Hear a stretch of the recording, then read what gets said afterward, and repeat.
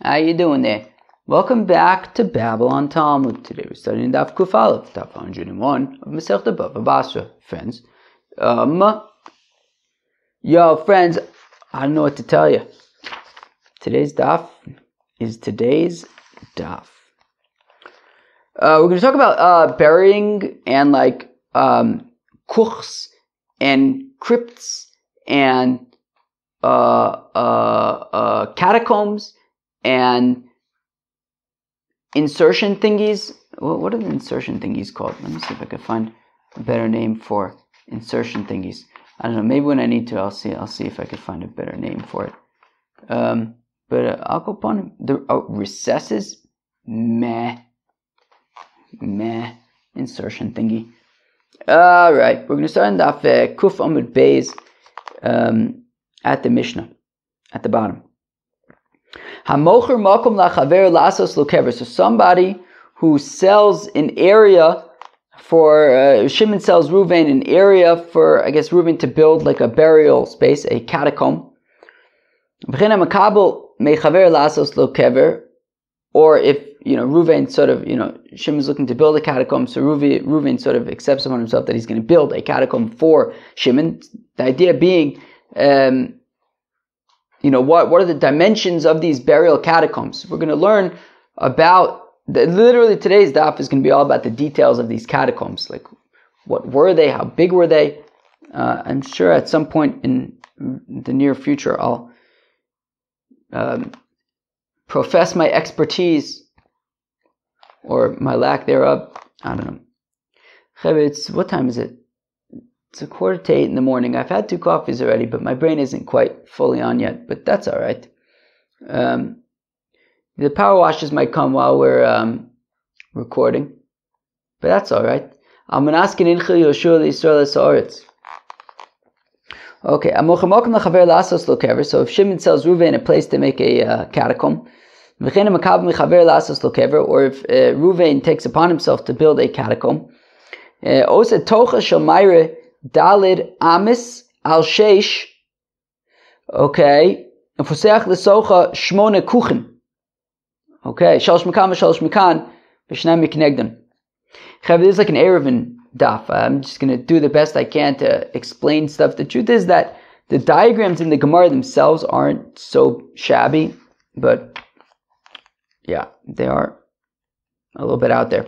So I'm just going to explain catacombs as if I know what I'm talking about. So apparently the way that they would bury the people is like, okay, you would walk into this like anteroom almost, this like, I don't know, room thingy. And so we're going to see some machlokas between the Chachamim and Reb Shimon. According to the Chachamim, wait 1 second, what time is the thing? Come on, thing, show yourself. Yeah, okay, that's what I thought. Okay, so according to the Chachamim, there were 2 crypts. Okay, so there's like the anteroom thingy, and then branching off of the anteroom thingy were crypts.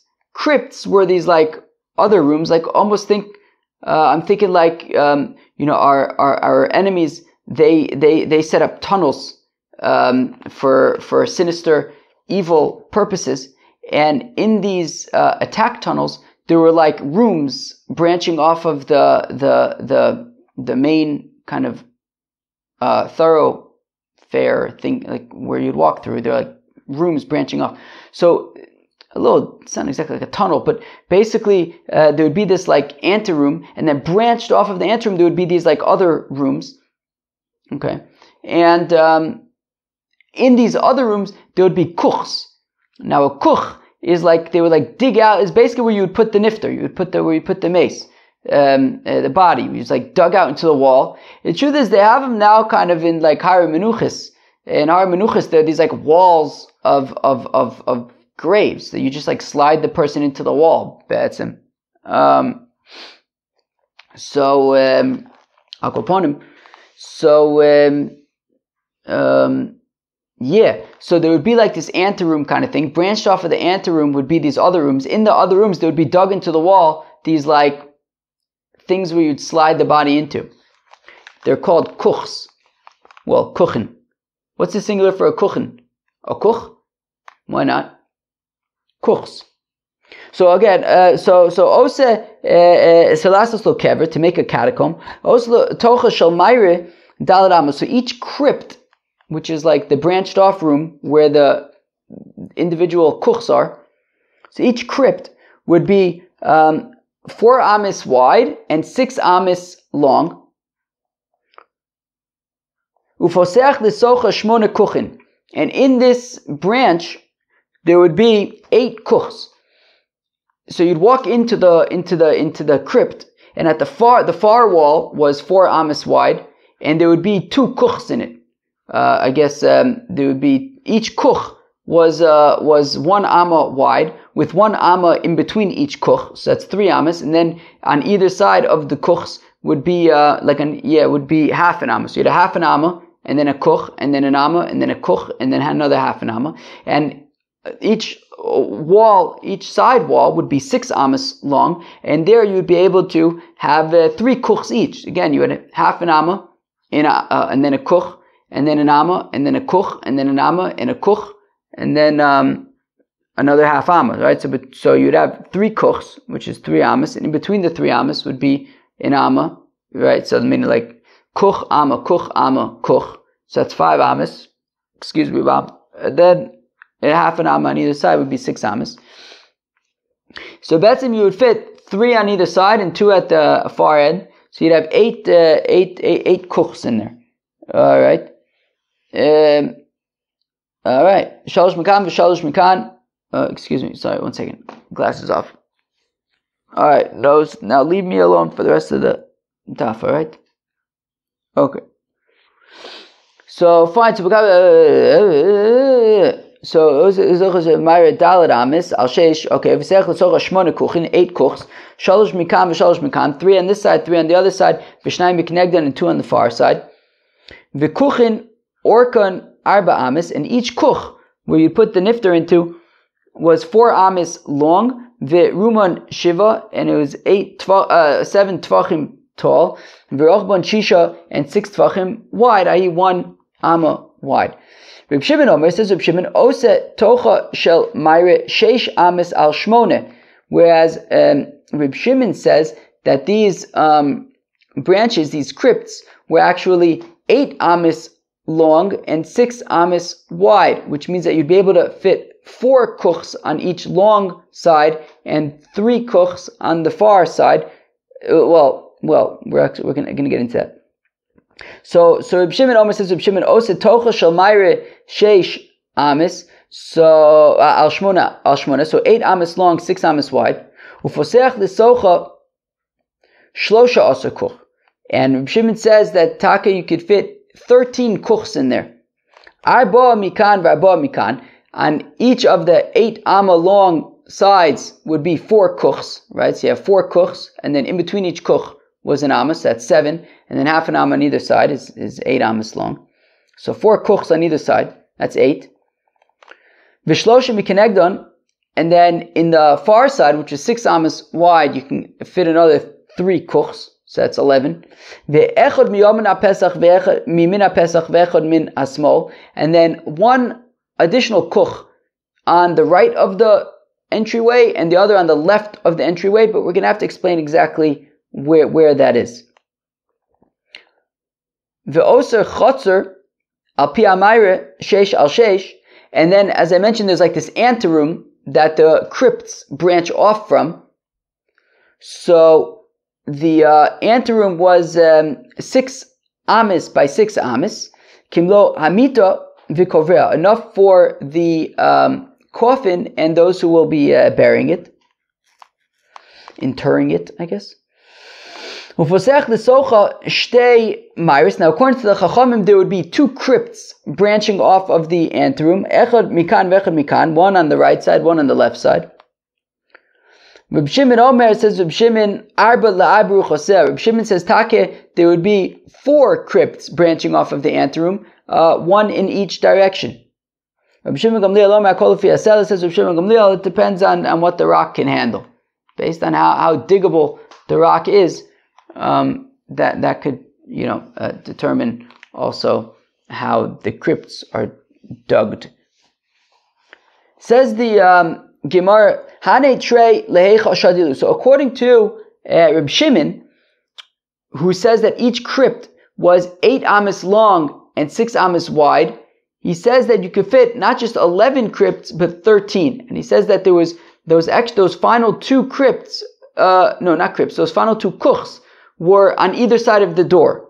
So what exactly does that mean? So Ani Trey, these 2 kuchs that were on either side of the door, where do they go? If they're extending outwards, so if like you walk into the crypt and immediately to your right and to your left, on either side of the door, there's a kuch.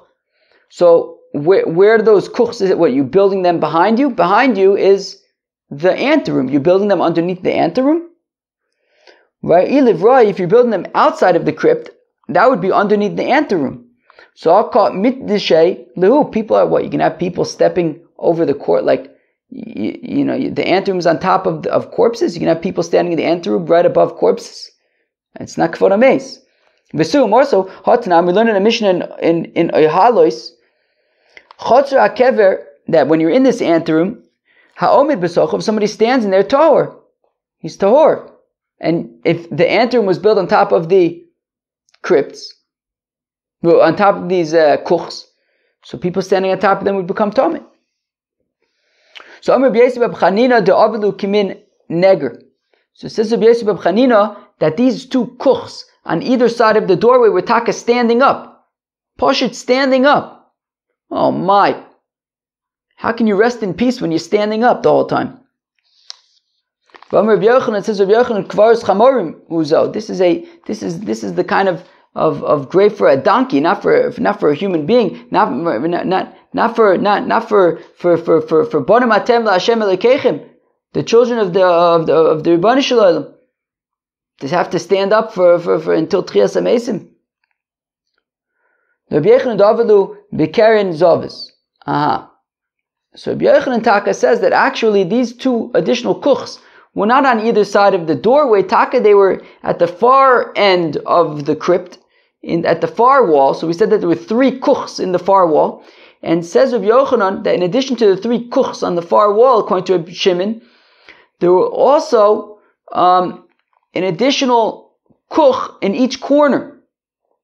So there was like an additional kuch dug out into each of the far corners as well, at an angle. But there isn't going to be much room in those corners, right? Because we said that basically you have half an amma at the end of the walls on either side, and half an amma at the end of the far wall. If you're going to start digging additional kuchs into the corners, the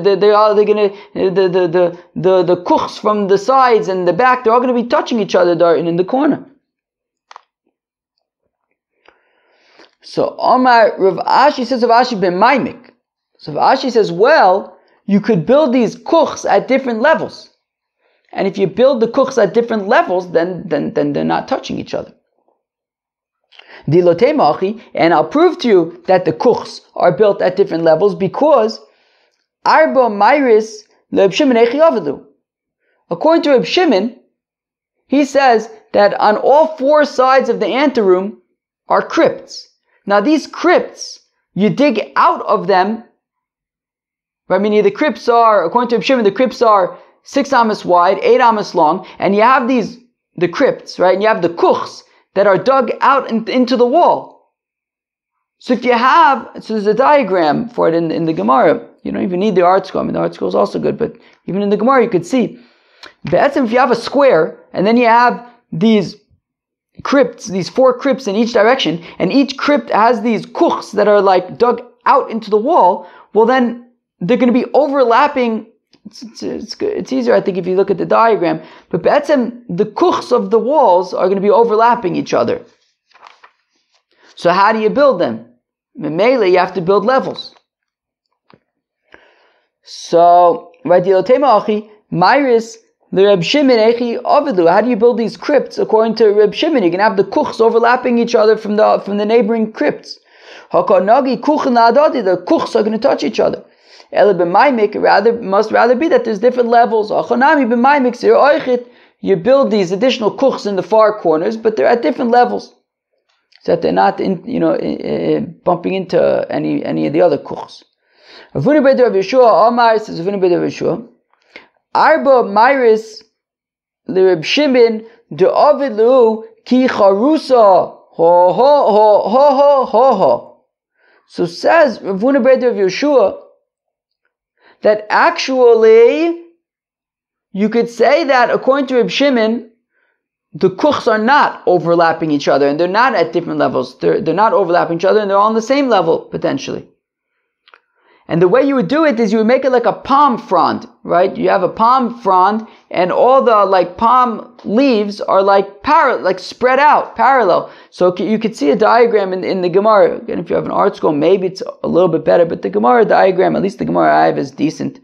Yeah, they're kind of I don't know how to explain this, but I really don't. But instead of the kuchs kind of being perpendicular to the crypt, and built out that way, they would build them at an angle, so you can actually have two crypts that are, so let's say the northern crypt and the western crypt that are sort of at a right angle, and their kuchs are kind of angled away from each other, like palm fronds, and you can have four kuchs on the wall of each crypt, and they wouldn't actually be touching each other because they would be at different angles.